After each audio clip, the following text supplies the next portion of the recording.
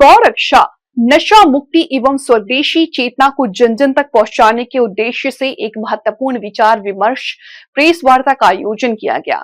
इस अवसर पर श्री श्री 1008 महामंडलेश्वर स्वामी विश्वामित्रानंद गिरिजी राष्ट्रीय अध्यक्ष गौरक्षा परिषद विशेष रूप से उपस्थित रहे। उनके साथ राष्ट्रीय संगठन मंत्री सुरेश गिल, हरियाणा चंडीगढ़ संगठन मंत्री मोहित शर्मा, प्रांत महामंत्री शेखर जी, विनीत जी, हरियाणा प्रांत मीडिया एडवाइजर सुमित कुमार भी कार्यक्रम में मौजूद रहे। कार्यक्रम के दौरान गौ रक्षा, गौ माता को राज्य माता का दर्जा दिए जाने तथा देसी विदेशी उत्पादों को अपनाने जैसे ज्वलंत विषयों पर गंभीरता से विचार किया गया। महामंडलेश्वर स्वामी विश्वामित्रानंद गिरी जी ने कहा कि गौ रक्षा केवल धार्मिक नहीं बल्कि सामाजिक, आर्थिक और सांस्कृतिक आंदोलन है, जिसे जन आंदोलन का रूप देना समय की आवश्यकता है। इस अवसर पर यह भी घोषणा की गई कि 14 जनवरी को एक भव्य गौ रक्षा एवं नशा मुक्ति यात्रा का आयोजन किया जाएगा, जिसमें देश भर से साधु संत, महंत, विभिन्न धार्मिक सामाजिक संस्थाएं बढ़ चढ़कर भाग लेंगी। ये यात्रा समाज को नशे से दूर रखने, गौ माता को संरक्षण, स्वदेशी जीवन शैली को बढ़ावा देने का सशक्त माध्यम होगा। मीडिया एडवाइजर सुमित कुमार ने कहा कि गौ रक्षा परिषद समाज में सकारात्मक परिवर्तन लाने के लिए निरंतर प्रयासरत है और आने वाले समय में नशा मुक्ति, गौ रक्षा एवं स्वदेशी अभियान को और व्यापक स्तर पर आगे बढ़ाया जाएगा। कार्यक्रम के अंत में सभी नागरिकों से आह्वान किया गया कि वे 14 जनवरी को आयोजित होने वाले इस ऐतिहासिक यात्रा में सहभागी बनकर गौ माता के सम्मान, नशा मुक्त समाज और स्वदेशी भारत के संकल्प को मजबूत करें। इस मौके पर गौ रक्षा परिषद से भूपिंदर, पुनीत, कृष्ण गौतम और अन्य गौ भक्त मौजूद रहे। प्रेस वार्ता रखी गई है गौ रक्षा परिषद द्वारा, किन विषयों को लेकर ये प्रेस वार्ता रखी गई है और क्या अहम मुद्दे हैं जो आप सरकार तक पहुंचाना चाहते हैं? देखिए, सर्वप्रथम मैं आपको गौ रक्षा परिषद के विषय में बताना चाहूंगा। हमारा संगठन गौ रक्षा परिषद जो है गाय को समर्पित संगठन है। आज के युग में सबसे बुरा हाल अगर किसी का है तो वो गाय का है, जो सड़क पर कूड़ा खाने को मजबूर है। हमारे धर्म में उसको माँ की उपाधि तो दी गई है, लेकिन वो आज भी कट रही है, सड़क पर घूम रही है, एक्सीडेंट हो रहे हैं और कूड़ा खाने को मजबूर है। तो इसलिए हमने गौ रक्षा परिषद का गठन किया है। मैं राष्ट्रीय अध्यक्ष गौ रक्षा परिषद से, साथ में हमारे विनीत जी हैं जो प्रांत महामंत्री, शेखर जी हैं जो कि प्रांत महामंत्री हैं, हमारे विनीत जी हैं जो प्रांत संयोजक हैं, सुमित जी हैं जो प्रांत मीडिया प्रभारी।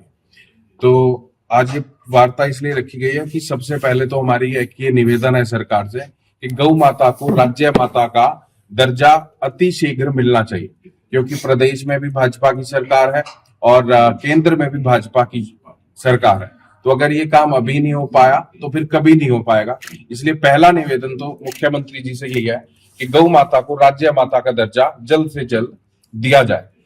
साथ ही साथ हम 14 जनवरी को एक कार्यक्रम रखने जा रहे हैं जो हमारे द्वारा संचालित गौशाला है, नक्कल गौशाला में नशा मुक्ति के खिलाफ एवं गौ माता को राज्य माता का दर्जा दिलाने के लिए हम एक भव्य यात्रा का आयोजन करने जा रहे हैं और यज्ञ का आयोजन करने जा रहे हैं। तो इस जानकारी हेतु आज की ये वार्ता बुलाई गई। महामंडलेश्वर जी, जो ये यात्रा रहेगी वो कहाँ से कहाँ तक रहेगी और किन विषयों पर इस यात्रा का जो है अनावरण किया जाएगा? ये यात्रा समाज को जागृत करने के लिए, नशा मुक्ति के लिए और गौ माता को राज्य माता का दर्जा दिलाने के लिए बरवाला में निकाली जा रही है। गौ माता को राष्ट्रीय माता का दर्जा दिलाने के लिए पहले भी कयास लगाए गए हैं विभिन्न हिंदू संगठनों द्वारा। अब राष्ट्रीय से आप राज्य के ऊपर ही उसको लेकर आना चाहते हैं, ऐसा क्यों? ऐसा नहीं है कि हम राष्ट्रीय से राज्य पे आ रहे हैं। बात यह है कि हम जहाँ रहते हैं, जिस राज्य में हम रहते हैं, प्लस साथ में क्या है कि उत्तराखंड में और महाराष्ट्र में राज्य माता का दर्जा दिया जा चुका है। इसलिए वहां पर हमारे पास एक रेफरेंस है देने के लिए सरकार को कि जब अन्य राज्यों में ये कार्य हो सकता है तो हमारे हरियाणा में क्यों नहीं हो सकता, जो हरि का राज्य है और जहां पर हिंदूवादी सरकार है, तो वहां पर ऐसा क्यों नहीं हो सकता। विभिन्न बुच्चड़ खाने जो हैं खुले हुए हैं हरियाणा में भी और देश के अनेक कोनों में, तो उन पर भी सरकार की तरफ से कोई लगाम नहीं कसी गई अभी तक। तो क्या लगता है कहीं ना कहीं इसमें सरकारी हस्तक्षेप है या किस नजर से देखते हैं आप इसे? देखिए, सरकार किस लिए मजबूर है ये मुझे नहीं पता, ये सरकार का विषय है, मैं उस पर ज्यादा जानकारी नहीं रखता। पर अगर ऐसा हो रहा है, अगर बुच्चड़ खाने हैं तो वो अवश्य ही बंद होने चाहिए गौ माता बिल्कुल भी पूर्ण रूप से गौ हत्या बंदी होनी चाहिए। आज से करीबन 5-6 साल पहले जो है पंचकुला के आसपास के क्षेत्र में गोवंश भारी मात्रा में पकड़ा गया था गाड़ियों में, जो बूचड़खानों के लिए ले जाया जाता था। तो उस समय में सरकार द्वारा और उस समय के मौजूदा मुख्यमंत्री ने घोषणा की थी कि गौरक्षा टास्क फोर्स बनाई जाएगी, जिसमें एक पुलिसकर्मी भी तैनात होगा उस टास्क फोर्स के साथ। लेकिन बाद में वो चीज नहीं हुई। तो आप कैसे देखते हैं, कैसे रोका जा सकता है इन गोवंश को कटने से, कैसे बचाया जा सकता है? मुझे लगता है कि अगर कोई गौ हत्यारा पाया जाता तो उसको सीधा सीधा फांसी की सजा होनी चाहिए। अगर कोई गाय की हत्या करता है या गाय पर किसी भी प्रकार का कोई शोषण करता है तो फांसी की सजा की हम मांग रखते हैं।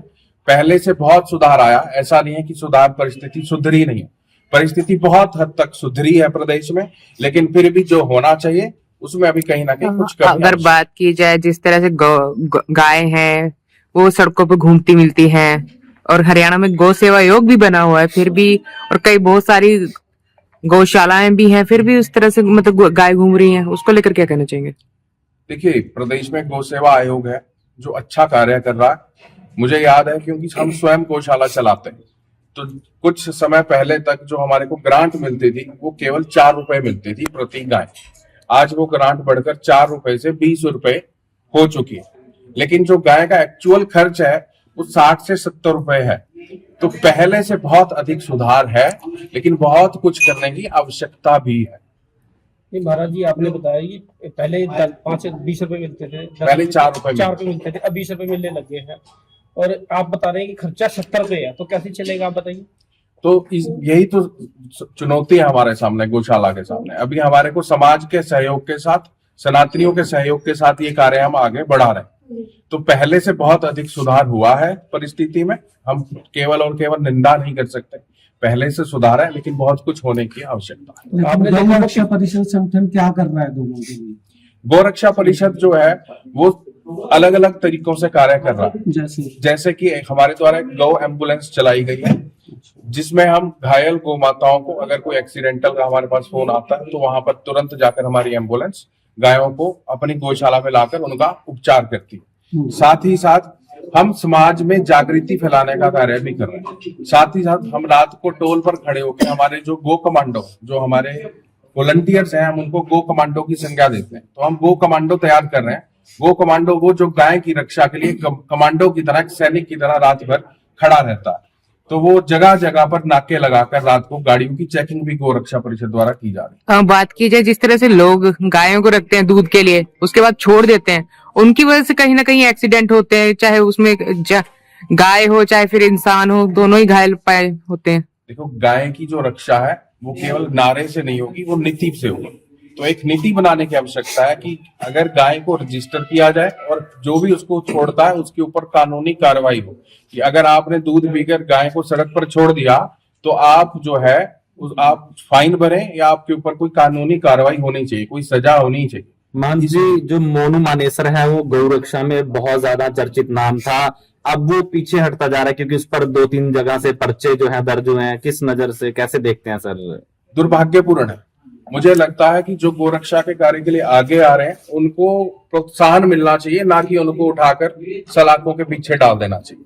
बांग्लादेश में हिंदू युवक की जो बर्बरता से हत्या कर दी गई है, उसे किस तरीके से आप देखते हैं? अत्याचार भी काफी हो और रहे हैं, काफी ज्यादा हमले भी हो रहे हैं भारत सरकार द्वारा भी। देखते हैं आप इसको। देखो, आज का जो युग है वो घर में घुसकर मारने का युग है। तो जिस प्रकार से पाकिस्तान में हम लोगों ने घुसकर वहां पर सबक सिखाया, मुझे लगता है बांग्लादेश में भी कुछ ऐसी कार्रवाई करने की आवश्यकता।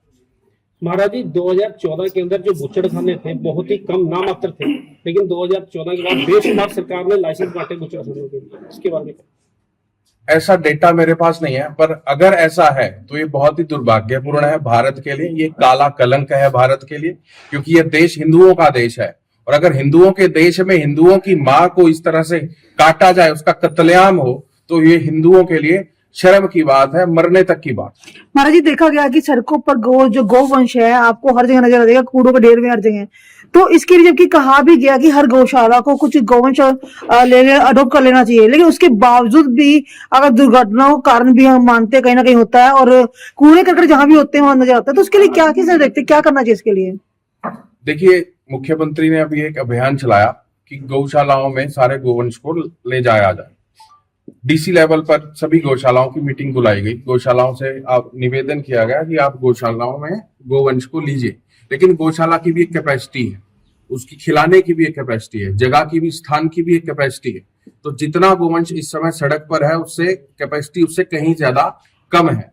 तो इसका जो समाधान है वो है गो अरण्य, गो सेंचुरी बननी चाहिए, जैसे टाइगर की सेंचुरी बनी है। गौशाला एक जेल है, जेल की तरह उसको बंद करके हमने रख दिया, उसको वहीं पर खिला रहे हैं, वहीं पर वो गोबर कर रही है, उसी गंदगी में वो खड़ी है, वो एक जेल की तरह कार्य कर रही है। लेकिन गो अरण्य है, गौ सेंचुरी होनी चाहिए जिसमें वो खुले में घूम पाए। तो ऐसे गौ सेंचुरी बनाने की आवश्यकता है प्रदेश। तो क्या आपने इसके लिए मुख्यमंत्री किसी से बात की गौ अरण्य के लिए कि भी ऐसे होना बिल्कुल। चाहिए? मेरी बात हुई है और पहला गो अरण्य शायद करनाल में खुलने जा रहा है, सरकार द्वारा ये मुझे जानकारी प्राप्त। महाराज जी, भारतीय जनता पार्टी की सरकार है और भारतीय जनता पार्टी जो है गो माता को बचाने का नारा देती आई है। तो लेकिन देखा जाए प्रदेश भर में जो प्राइवेट गौशालाएं ज्यादा हैं, सरकारी गौशाला नाम मात्र की ही हैं, गिनी चुनी। तो कैसे देखते हैं, क्या ये सिर्फ नारा देने वाली सरकार है या असली तरीके से काम किया जा रहा है कुछ ग्राउंड लेवल पर? देखिए, आपने कहा कि सरकारी गौशालाएं नहीं है, तो सरकार का काम भी नहीं है गौशाला चलाना। जो है गौशालाएं हैं, जो मंदिर है, हम तो पहले ही चाहते हैं कि वो सरकार के उसमें ना रहे। जो भी है ये धर्मनिरपेक्ष जब हम कहते हैं तो सरकार का काम नहीं है गौशाला चलाना, मंदिर चलाना। हम तो चाहते हैं कि सरकार मुक्त करे, जो मंदिरों के ऊपर भी सरकार का अधिग्रहण है वो मुक्त होना चाहिए और प्राइवेट ट्रस्ट, हिंदू ट्रस्टों के पास